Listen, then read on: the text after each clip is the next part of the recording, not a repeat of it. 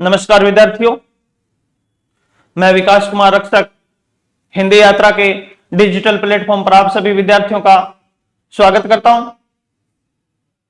हम वर्ण विचार का अध्ययन कर रहे थे। वर्ण विचार के अंदर हमारी 5 कक्षा हो चुकी है। यह नेक्स्ट 6ठी कक्षा है हमारी। मैंने आपको पिछले 5 कक्षाओं में वर्ण विचार का अध्ययन करवाया था। उसके अंदर हमने अंतिम वर्गीकरण कर रहे थे स्वरों का, और वर्गीकरण के अंतिम पार्ट में हम कंठ की मांसपेशियों के आधार पर वर्गीकरण कर चुके थे। कंठ की मांसपेशियों के आधार पर वर्ण विचार पार्ट है। नेक्स्ट वर्गीकरण कर रहे हैं हम प्रयत्न के आधार पर। प्रयत्न के आधार पर प्रयत्न कितने प्रकार का होता है, प्रयत्न के आधार पर वर्गीकरण करने से पहले हमको देखना होगा प्रयत्न किसे कहा जाता है, प्रयत्न किसको कहते हैं। हम प्रयत्न के आधार पर वर्गीकरण कर रहे हैं। प्रयत्न के आधार पर वर्गीकरण कर रहे हैं। सबसे पहले प्रयत्न किसे कहा जाता है। बात करूं मैं अगर प्रयत्न की, तो हम हमारे मुंह के द्वारा जो हवा का आदान प्रदान होता है, उस हवा के आदान प्रदान से हम उच्चारण कर पाते हैं। लेकिन केवल हवा के आदान प्रदान से उच्चारण नहीं हो पाता। हमारी बॉडी है, हमारे शरीर को भी कुछ ना कुछ प्रयत्न करना पड़ेगा। प्रयत्न के आधार पर हमारे बॉडी को प्रयत्न करना पड़ता है। उसी आधार पर हमने स्वरों का वर्गीकरण किया है।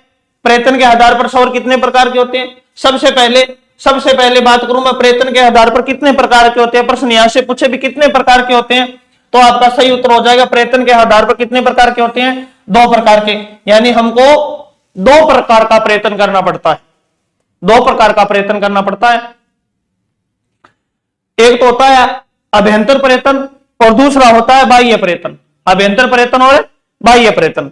अगर हम स्वरों के उच्चारण में जो सबसे आरंभ में प्रयत्न करते हैं वो तो अभ्यंतर प्रयत्न कहलाता है, और अंत में जो प्रयत्न करते हैं वो बाह्य प्रयत्न कहलाता है। कैसे कि मैंने मान लो कोई भी स्वर बोला है, मैंने बोला है आ स्वर बोला है मैंने। अब इस आ स्वर बोलने के अंदर आपको पता है मेरे कंठ की भूमिका है, तालु की भूमिका है, मुख की भूमिका है, जीभ की भूमिका है, होठों की भूमिका है। ये मेरे जो उच्चारण अवयव हैं ये अलग अलग भूमिका निभा रहे हैं। अब आप बोलते समय मेरे शरीर का, मेरे उच्चारण अवयव का जो सबसे पहला अंग काम आया वो अंग तो क्या कहलाएगा, अभ्यंतर प्रयत्न, और अंत में जो काम आएगा वो कहलाएगा बाह्य प्रयत्न। प्रयत्न 2 प्रकार के होते हैं। प्रयत्नों के प्रकार पूछे तो 2, पहला पूछे तो अभ्यंतर प्रयत्न और दूसरा पूछे तो बाह्य प्रयत्न। अभ्यंतर और बाह्य आप इसको इस प्रकार याद रख सकते हो, ए फॉर अभ्यंतर और ए फॉर आरंभ। जो सबसे आरंभ में प्रयत्न किया जाता है वो अभ्यंतर प्रयत्न कहलाता है, और बै फॉर बाह्य और बै फॉर बाद, और सबसे बाद में सबसे अंत में जो प्रयत्न किया जाता है वो बाह्य प्रयत्न कहलाता है। प्रयत्न 2 प्रकार के हैं। प्रयत्न के प्रकार 2, पहला है अभ्यंतर प्रयत्न। अभ्यंतर प्रयत्न जो आरंभ में प्रयत्न किया जाता है वो क्या कहलाता है, अभ्यंतर प्रयत्न। और किसी स्वर के उच्चारण में जो सबसे अंत में प्रयत्न किया जाएगा वो क्या कहलाएगा, बाह्य प्रयत्न। आरंभ में अभ्यंतर और बाद में किया जाने वाला प्रयत्न है वो बाह्य प्रयत्न कहलाता है। अब आगे हम बढ़ेंगे तो अभ्यंतर प्रयत्न है ये पुनः 2 प्रकार का हो जाएगा। देखिए प्रयत्न 2 प्रकार का होता है, अभ्यंतर और बाह्य। और अभ्यंतर प्रयत्न है ये पुनः 2 प्रकार का हो जाएगा, और बाह्य प्रयत्न केवल 1 प्रकार का रहेगा। देखिए किस प्रकार होते हैं ये अभ्यंतर प्रयत्न और बाह्य प्रयत्न। सबसे पहली बात अगर पूछा जाए प्रयत्न के आधार पर, प्रयत्न के आधार पर तो कितने प्रकार का होता है प्रयत्न, 2 प्रकार का। सबसे पहली बात प्रयत्न 2 प्रकार का होता है। उसके बाद इनका नाम है, पहला है अभ्यंतर प्रयत्न, और दूसरे का नाम क्या है, दूसरे का नाम है बाह्य प्रयत्न। अभ्यंतर प्रयत्न और बाह्य प्रयत्न, इनकी परिभाषा आ चुकी भी। जो सबसे आरंभ में प्रयत्न होगा वो अभ्यंतर है, और जो अंत में होगा, जो बाद में होगा वो बाह्य प्रयत्न है। अब अभ्यंतर प्रयत्न है ये पुनः 2 प्रकार का होता है। अभ्यंतर प्रयत्न पुनः दो प्रकार का होता है। पहले का नाम लिख रहा हूं मैं, पहला करूंगा मैं जीवा की क्रियाशीलता, जीवा की क्रियाशीलता के आधार पर, जीवा की क्रियाशीलता के आधार पर। और दूसरा है अभ्यंतर प्रयत्न, वो होगा तालु व मुखाकृति, तालु व मुखाकृति के आधार पर। ये दो प्रकार के हो गए। यानी एक तो जीवा किस प्रकार कार्य करती है, जीवा क्रियाशीलता का मतलब है जीवा किस प्रकार कार्य करती है, आगे अध्ययन कर रहे हैं हम। दूसरा है तालु व मुखाकृति के आधार पर, यानी तालु की क्या स्थिति रहेगी और मुख की आकृति है वो किस प्रकार हो जाएगी, ये है दूसरा। यानी अभ्यंतर प्रयत्न के दो प्रकार। उसके बाद बाह्य प्रयत्न है, ये एक ही प्रकार का होता है। ये किसके आधार पर है, होठों के आधार पर, यानी ओष्ठों की स्थिति, ओष्ठों की स्थिति के, ओष्ठों की स्थिति किस प्रकार रहेगी। ध्यान रखो, मैंने आपको बताया था, मैं आपको उलझाने की कोशिश नहीं कर रहा हूं, बिल्कुल भी मैं आपको सुलझाने की कोशिश कर रहा हूं, वास्तविक हिंदी से रूबरू करवा रहा हूं मैं आपको। वर्तमान परीक्षा पैटर्न है ये बेटा, डीप जाकर प्रश्न पूछने लगे हैं। अगर आपका टॉपिक पर पूर्णतः नियंत्रण होगा तो ही आप प्रश्न कर पाओगे। तो थोड़ा सा डीप अध्ययन कर रहे हैं हम। प्रयत्न है वो दो प्रकार का, अभ्यंतर बाह्य। अभ्यंतर फिर दो प्रकार का, किसके आधार पर, जीवा की क्रियाशीलता के आधार पर, तालु या मुखाकृति के आधार पर। बाह्य प्रयत्न एक प्रकार का, किसके आधार पर, होठों की स्थिति के आधार पर। आगे देखिए स्लाइड। प्रयत्न दो प्रकार के हो गए। नेक्स्ट बात कर रहा हूं मैं अभ्यंतर प्रयत्न की। अभ्यंतर प्रयत्न है, अभ्यंतर प्रयत्न दो प्रकार का होता है। अभ्यंतर प्रयत्न भी दो प्रकार का होता है। कौन कौन सा है, एक तो जीवा की क्रियाशीलता के आधार पर, एक तालु व मुखाकृति के आधार पर। अभ्यंतर प्रयत्न की बात कर रहा हूं, दो प्रकार का, जीवा की क्रियाशीलता के आधार पर और तालु व मुखाकृति के आधार पर। तो सबसे पहला कर रहा हूं मैं जीवा की क्रियाशीलता के आधार पर कितने प्रकार का होता है। जीवा तीन प्रकार से कार्य करती है। ये मानो जीव है, ये तीन प्रकार से कार्य करती है। जीव का एक तो लगेगा अग्रभाग, एक उच्चारण करने में जीव का मध्य भाग कार्य करेगा, क्रियाशील रहेगा कार्य करने का मतलब, और एक रहेगा सबसे पीछे का भाग, सबसे पीछे का भाग। यानी कुछ स्वर ऐसे होते हैं जो जीव के आगे से बोले जाते हैं, कुछ स्वर ऐसे होते हैं जिनके उच्चारण में जीव का मध्य का भाग क्रियाशील रहता है, और कुछ स्वर ऐसे होते हैं जिनके उच्चारण में जीव का अंतिम भाग यानी पीछे का भाग क्रियाशील रहता है। तो जीवा तीन प्रकार से कार्य करती है। आगे का भाग लगता है जीव के, मध्य का भाग लगता है और जीव के अंत का भाग लगता है। तो जीवा की क्रियाशीलता के आधार पर पुनः कितने प्रकार के हो जाएंगे, तीन प्रकार के। सबसे पहला है अग्र स्वर, यानी जिनके उच्चारण में जीव का आगे का भाग लगता है वो क्या कहलाते हैं, अग्र स्वर, अग्र स्वर। और जिन स्वरों के उच्चारण में जीव के मध्य का भाग लगता है वो क्या कहलाता है, मध्य स्वर। और जिन स्वरों के उच्चारण में जीव का अंतिम भाग क्रियाशील रहता है, कार्य करता है, वो क्या कहलाते हैं, पश्च स्वर। अब मैं बात करूं मैं पहला ला रहा हूं मैं, अभ्यंतर प्रयत्न है।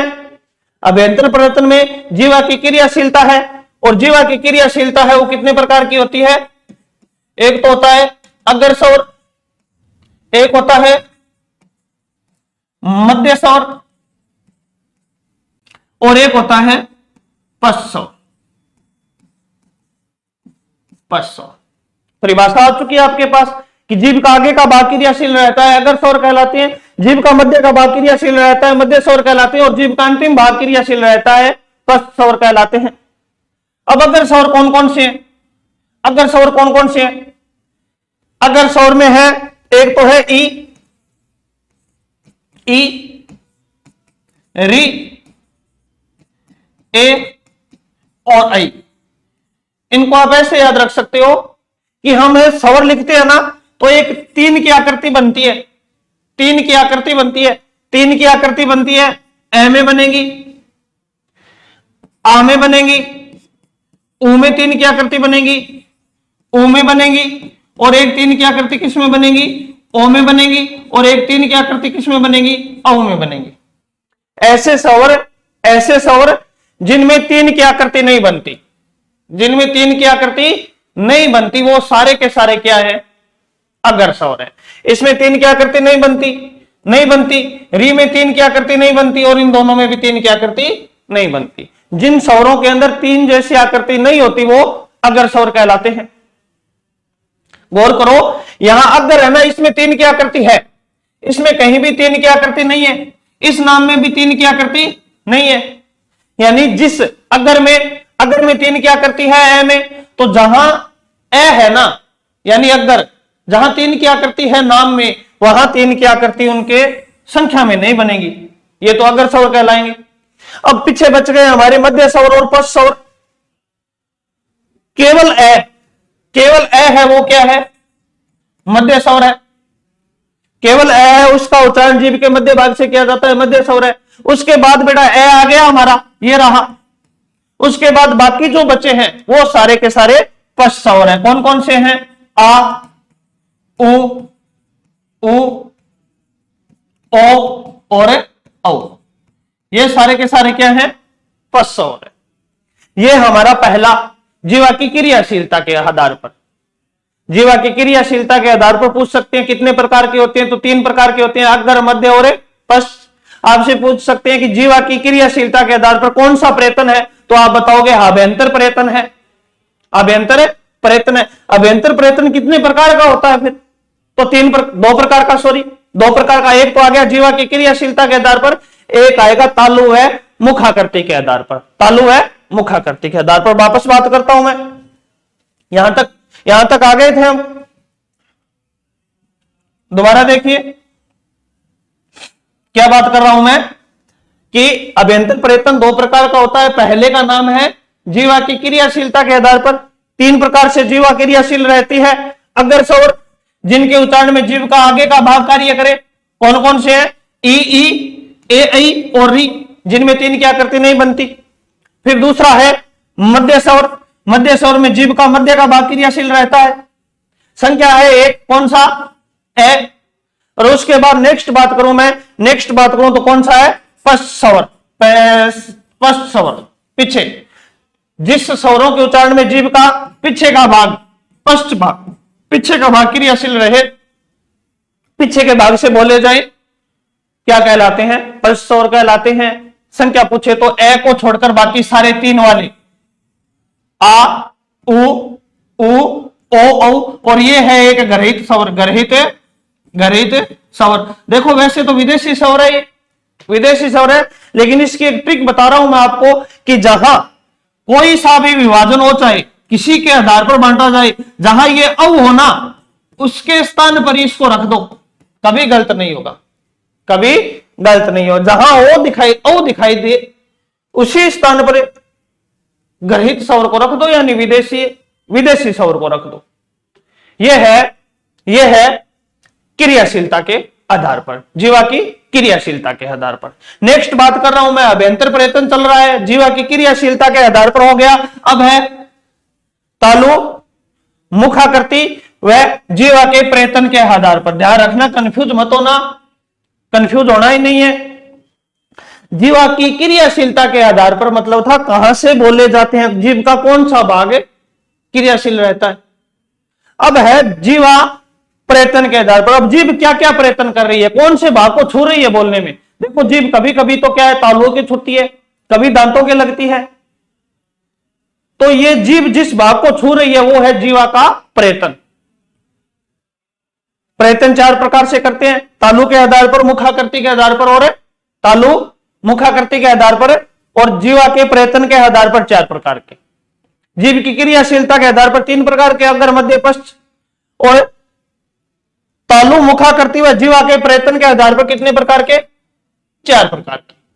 चारों के नाम है, एक तो है संवरित, संवरित स्वर बोल सकता हूं मैं इनको। एक है अर्ध संवरित स्वर, एक है विवरित स्वर, और एक है अर्धविवर्त स्वर, अर्धविवर्त। मैं फिर स्लाइड पे बाद में आएंगे। सबसे पहले बात कर रहा हूं मैं किसके आधार पर, तालु मुखाकृति और जीवा प्रयत्न। तालु मुखाकृति और जीवा प्रयत्न के आधार पर। कितने प्रकार के होते हैं? 4 प्रकार के। तालु मुखाकृति के आधार पर और जीभ के प्रयत्न के आधार पर 4 प्रकार के। मैं चारों का नाम लिख रहा हूं। सबसे पहले कौन सा हो सकता है? सबसे पहले हो सकता है संवृत्त। संवृत्त के बाद कौन सा हो सकता है? अर्ध संवृत्त। यानी संवृत्त शब्द है ना, इसके आगे अर्ध लगाना है, अर्ध संवृत्त। तीसरा कौन सा हो सकता है? तीसरा हो सकता है विवृत्त। और चौथा है वो है फिर इस विवृत्त के आगे भी क्या लगा देंगे? अर्ध शब्द लगा देंगे, अर्ध विवृत्त, अर्ध विवृत्त। ये 4 नाम है, संवृत्त, अर्ध संवृत्त, विवृत्त और अर्ध विवृत्त। इस विवृत्त का एक नाम और मिलता है। इस विवृत्त को मैं बोल सकता हूं निवृत्त भी बोल सकता हूं, निवृत्त। और अर्ध अर्ध विवृत्त है, इसको फिर क्या बोल सकता हूं? अर्ध अर्ध निवृत्त। एक ही बात है, चाहे मैं विवृत्त बोल दूं या निवृत्त बोल दूं, और चाहे मैं अर्ध विवृत्त बोल दूं या अर्ध निवृत्त। 4 प्रकार के होते हैं। किसके आधार पर? तालु के आधार पर, मुखाकृति के आधार पर और जीवा के प्रयत्न के आधार पर। जीवा की क्रियाशीलता अलग है। बात कर रहा हूं मैं, देखो सबसे पहला है संवृत्त। अब संवृत्त है ना, इसका शाब्दिक अर्थ होता है संवृत्त, शाब्दिक शाब्दिक संवृत्त का शाब्दिक अर्थ होता है बंद होना। संवृत्त का शाब्दिक अर्थ क्या होता है? बंद होना। यहां मैं लिख रहा हूं संवृत्त का शाब्दिक अर्थ लिख रहा हूं मैं, बंद होना, बंद होना। संवृत्त का विलोम शब्द हो जाएगा विवृत्त। इसका मतलब क्या है? इसका मतलब फिर क्या हो जाएगा? खुलना, खुलना। सबसे पहले तो ये बहुत महत्वपूर्ण विलोम शब्द है। संवृत्त का अर्थ होता है बंद होना, और विवृत्त इसका विलोम शब्द है, विवृत्त का अर्थ होता है खुलना। बंद और खुल कौन रहे हैं? मुंह। किसके आधार पर कर रहे हैं? हमें मुखाकृति के आधार पर कर रहे हैं।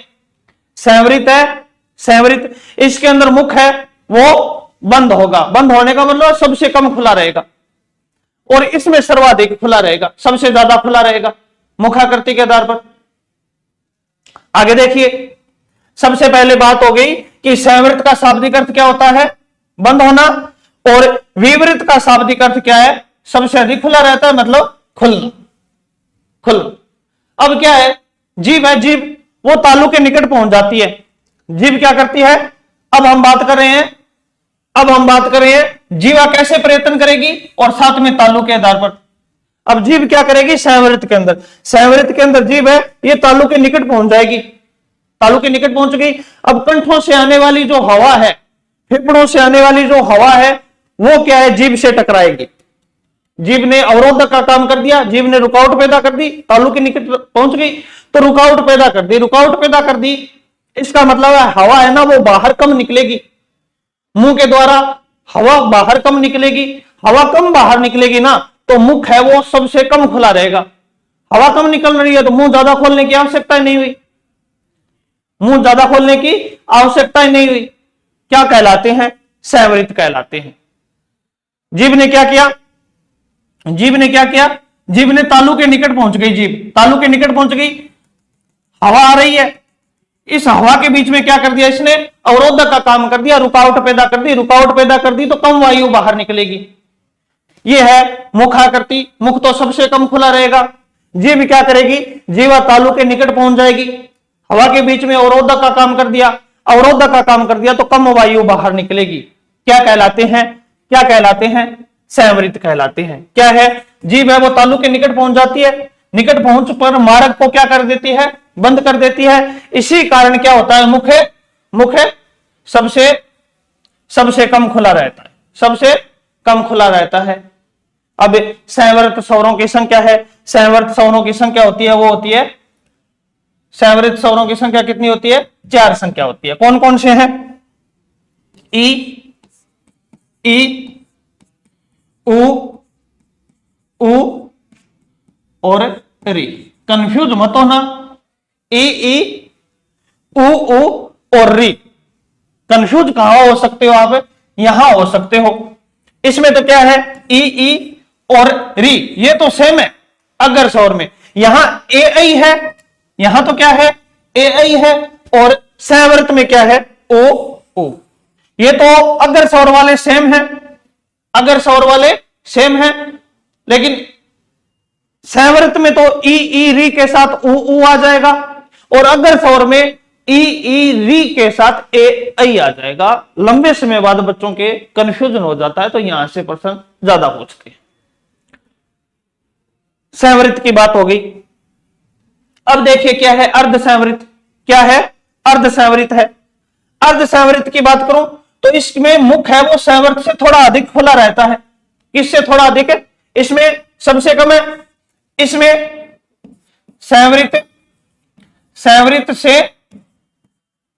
संवृत से थोड़ा अधिक, संवृत से थोड़ा अधिक, संवृत से थोड़ा अधिक खुला रहेगा। अब इसमें तो क्या है, जीभ है वो तालु के निकट पहुंच गई, लेकिन इसमें क्या है, जीभ तालु के निकट न पहुंचकर थोड़ी टेढ़ी हो जाती है, या तो नीचे की तरफ टेढ़ी हो जाती है या ऊपर की तरफ थोड़ी सी टेढ़ी हो जाती है। तो क्या है, क्या होगा, हवा है वो संवृत से, इस संवृत से थोड़ी अधिक निकलेगी, थोड़ी अधिक निकलेगी। क्या लिखा है, इसमें मुख संवृत से थोड़ा अधिक खुल रहा रहता है। इनकी संख्या 2 होती है। किनकी संख्या? अर्ध संवृत की संख्या 2 होती है। ए का छोटा रूप और औ का छोटा रूप, ए का छोटा रूप और औ का छोटा रूप, यानी ए और ओ। उसके बाद बात करूं विवर्त की। अब विवर्त में क्या है, जीभ ना ही तो टेढ़ी होती है और ना ही तालु के निकलती है, बिल्कुल सीधी रहती है। यानी जीभ है वो अपनी सामान्य स्थिति में रहती है, जैसे मुंह के अंदर सीधी रहती है उसी प्रकार रहती है। जीभ वो सीधी रहती है, सीधी रहेगी जीभ। जीभ क्या रहती है, सीधी रहती है। तो कंठों से या फेफड़ों से आने वाली हवा है उसके बीच में कोई रुकावट नहीं आएगी, कोई अवरोध पैदा नहीं होगा। हवा है वो जितनी फेफड़ों से उठी थी उतनी की उतनी मुंह से बाहर निकलेगी, उतनी बाहर निकलेगी। तो क्या है, मुंह को सर्वाधिक खोलने की आवश्यकता होगी, मुंह को सर्वाधिक खोलने की आवश्यकता होगी। सबसे ज्यादा मुंह खुला रहेगा। अगर संख्या पूछे तो केवल एक है, वो कौन सा है, आ। कौन सा है, आ। उसके बाद नेक्स्ट बात करूं अर्धविवर्त या अर्धनिवर्त, अर्धविवर्त या अर्धनिवर्त। देखिए स्थिति क्या हो गई, स्थिति अब तक हमारे पास हो गई कि इसमें तो मुख है वो सबसे कम खुला रहता है। मुख है वो क्या रहेगा, सबसे कम खुला, सबसे कम, मुख सबसे कम खुला रहेगा। इसमें फिर क्या होगा, क्या होगा, संवृत से थोड़ा अधिक। इसमें फिर क्या हो जाएगा, इसमें हो जाएगा सर्वाधिक, सर्वाधिक। फिर बात करें अर्धविवर्त की। अब अर्धविवर्त में क्या हो जाएगा, अर्धविवर्त की स्थिति हो जाएगी विवर्त से थोड़ा कम, थोड़ा कम खुला, विवर्त से थोड़ा। वापस चलिए स्लाइड पर। अब अर्ध संवृत, इसमें क्या है, इसमें मुख है वो विवर्त है ना, विवर्त से तो कम खुला रहता है, लेकिन अर्ध संवृत है उससे थोड़ा अधिक खुला रहेगा। अर्ध संवृत से थोड़ा अधिक खुला रहेगा। किस प्रकार रहेगा, यानी ये विवर्त है, विवर्त से कम, मुख विवर्त से थोड़ा कम खुला रहेगा,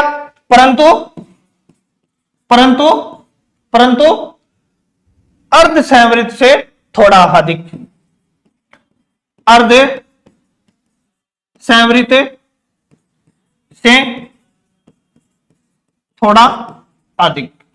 ये हो गई इनकी स्थिति।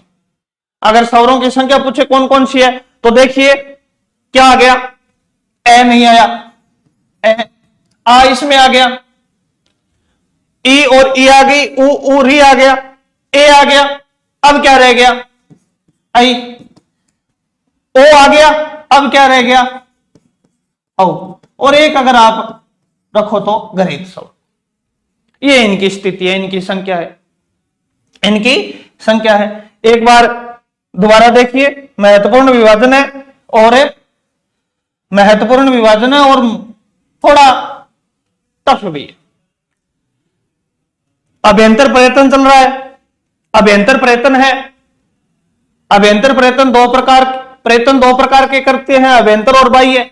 अभ्यंतर प्रयत्न दो प्रकार का, जीवा की क्रियाशीलता के आधार पर अग्र, मध्य और पश्च। फिर है तालु मुखाकृति व जीवा प्रयत्न के आधार पर चार प्रकार के प्रयत्न करते हैं। चार प्रकार के प्रयत्न करते हैं। पहला है संवृत, दूसरे का नाम है अर्ध संवृत, तीसरा है विवृत। विवृत को क्या बोल सकता हूं मैं? निवृत। और फिर है अर्धविवृत। अर्धविवृत को क्या बोल सकता हूं? अर्धनिवृत। संवृत है, इसमें क्या होगा? जीवा है वो तालु के निकट पहुंच जाएगी, फेफड़ों से उठने वाली हवा है उसके बीच में रुकावट पैदा करेगी, मुख सबसे कम खुला रहता है। संख्या पूछे तो चार, कौन कौन से? ई ई, उ उ और री। यह है संवृत। संवृत के बाद मुख संवृत से थोड़ा अधिक खुला रहेगा। किस में खुला रहेगा? अर्ध संवृत में। अर्ध संवृत में। अर्ध संवृत में क्या होता है? संवृत से थोड़ा अधिक, संवृत से थोड़ा अधिक खुला रहता है, संवृत से थोड़ा अधिक खुला रहेगा। संख्या होती है दो, कौन कौन से? ए और ओ। नेक्स्ट बात करूं मैं विवर्त की। विवर्त में जीवा है वो अपनी सामान्य स्थिति में रहती है, फेफड़ों से उठने वाली हवा है वो पूरी की पूरी बाहर निकलती है, कोई जीभ है वो कोई रुकावट पैदा नहीं करेगी, तो हवा पूरी बाहर निकलेगी। पूरी बाहर निकलेगी तो क्या होगा? मुख सर्वाधिक खुला रहेगा, मुख सबसे अधिक खुला रहता है। संख्या है केवल एक, कौन सा? आ। और उसके बाद अर्धविवर्त या अर्धनिवर्त। इसके अंदर मुख है वो अर्ध संवर्त से तो थोड़ा अधिक, इससे तो थोड़ा अधिक, लेकिन विवर्त है इससे थोड़ा माइनस, कम खुला रहेगा। मुख की स्थिति हो गई। संख्या पूछे तो ए, ऐ, औ और गर्हित स्वर, ये इनकी स्थिति आ गई। अब इसमें मुख है वो खुलने के आधार पर घटता बढ़ता क्रम पूछते हैं, तो आपको क्या रखना है? सर्व से अधिक खुला रहता है, सॉरी भाई, सबसे अधिक खुला रहता है, इससे थोड़ा कम, इससे थोड़ा कम, फिर इसमें और सबसे कम। अब अगर कम की बात करूं तो सबसे कम खुला रहता है किसमें? संवर्त से। संवर्त में सबसे कम संवर्त में। संवर्त से थोड़ा अधिक है वो किसमें? अर्ध संवृत में। अर्ध संवृत से थोड़ा अधिक है वो किसमें? अर्धविवृत या अर्ध निवृत में। और फिर सबसे कम बात करें तो, सर्वाधिक बात करें तो विवृत के अंदर खुला रहता है। सबसे कम, इससे थोड़ा अधिक, इससे थोड़ा अधिक और सर्वाधिक। यह था हमारा अभ्यंतर प्रयत्न। नेक्स्ट बात करूं मैं, अभ्यंतर प्रयत्न है बाह्य प्रयत्न की। अभ्यंतर प्रयत्न दोनों प्रकार के हो गए हमारे, जीवा की क्रियाशीलता के आधार पर हो गया, तालु मुखा करती हुए जीवा प्रयत्न के आधार पर हो गया। अब है हमारा बाह्य प्रयत्न। बाह्य प्रयत्न है वो होठों की स्थिति के आधार पर, होठों की स्थिति के आधार पर, होठों की स्थिति के आधार पर बाह्य प्रयत्न है। दूसरा प्रयत्न है, नाम क्या है? बाह्य प्रयत्न।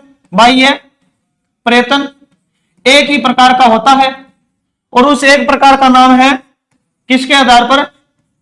ओष्ठों की स्थिति या होठों की स्थिति के आधार पर। होठों की स्थिति के आधार पर, होठों की स्थिति के आधार पर कितने प्रकार के हैं? दो प्रकार के। अब होठ है वो दो प्रकार की घटना करेंगे। एक तो क्या हो जाएंगे? होठ है वो क्या हो जाएंगे? वर्ताकार। और एक में क्या हो जाएंगे? अवर्ताकार। अवर्ताकार, ये दो प्रकार के हैं। जिन स्वरों के उच्चारण में होठ गोल गोल हो जाते हैं, होठ वर्ताकार हो जाते हैं, वो वर्ताकार कहलाते हैं। और जिन स्वरों के उच्चारण में होठ सामान्य स्थिति में बने रहे, यानी गोल गोल न हो, अपनी सामान्य स्थिति के अंदर, होठों की सामान्य स्थिति ये है, इन सामान्य स्थिति के अंदर बना रहे, वो है अवर्ताकार। अब होठ गोल गोल है वर्ताकार कौन से होते हैं? एक तो हो जाता है ऊ में, एक ऊ में, एक ओ में, और एक किस में हो जाएगा? औ में। ये तो क्या है? वर्ताकार है। और बाकी बच गए वो क्या है? अवर्ताकार। कौन कौन से? ए, आ, ई, री, ए और ऐ। अगर गणित स्वर को रखना चाहो आप तो यहां रख सकते हो वर्ताकार में। यह है होठों की स्थिति के आधार पर, होठों की स्थिति के आधार पर। देखिए क्या है, होठों की स्थिति के आधार पर कितने प्रकार के? दो प्रकार के होते हैं। पहला है वर्ताकार, परिभाषा क्या करोगे वर्ताकार की, कि जिन स्वरों के उच्चारण में होठ है वो गोलाकार हो जाए, वर्ताकार कहलाते हैं। दूसरा, इनको वर्तमुखी कहते हैं, यानी मुख है वो वर्ताकार हो गया, वर्तमुखी भी कहलाते हैं। एक ही बात है, चाहे वर्ताकार बोल दो और चाहे वर्तमुखी बोल दो। कौन कौन से हैं? उ, ओ, और एक बताया था आपको, अगर रखना चाहो पूछे तो ये भी बता देना, ग्रहित स्वर। उसके बाद है अवर्ताकार।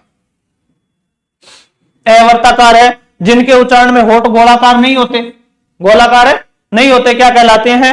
अवर्ताकार कहलाते हैं। इनको वर्तमुखी बोलते हैं तो इनको अवर्तमुखी बोल देंगे। संख्या बाकी बच गए वो सारे आ, ए, आ, दोनों ई, री और ए, आई, ये क्या है? अवर्ताकार। यहां तक हमने सारे स्वर कर लिए, स्वरों का वर्गीकरण पूर्णतः कंप्लीट हो गया हमारा। अब हम व्यंजनों का अध्ययन करेंगे। वर्ण विचार है, वर्ण विचार के अंदर दूसरा पार्ट है स्वर। हमने पढ़ लिया किसको कहते हैं, कितने प्रकार से बांटा गया है, कितने प्रकार से बांटा गया है। सबसे पहले अनेक प्रकार से बांटे, हम कंठ की मांसपेशियों के आधार पर बांटे हैं, मात्रा व उच्चारण काल के आधार पर बांटे हैं, नाक यानी अनुनासिकता के आधार पर बांटे हैं, प्रेतन के आधार पर बांटे हैं, प्रेतन जीवा के आधार पर, तालु के आधार पर, ओष्ठों के आधार पर प्रयत्न किया था। नेक्स्ट क्लास में हम व्यंजन है, व्यंजनों का अध्ययन करेंगे।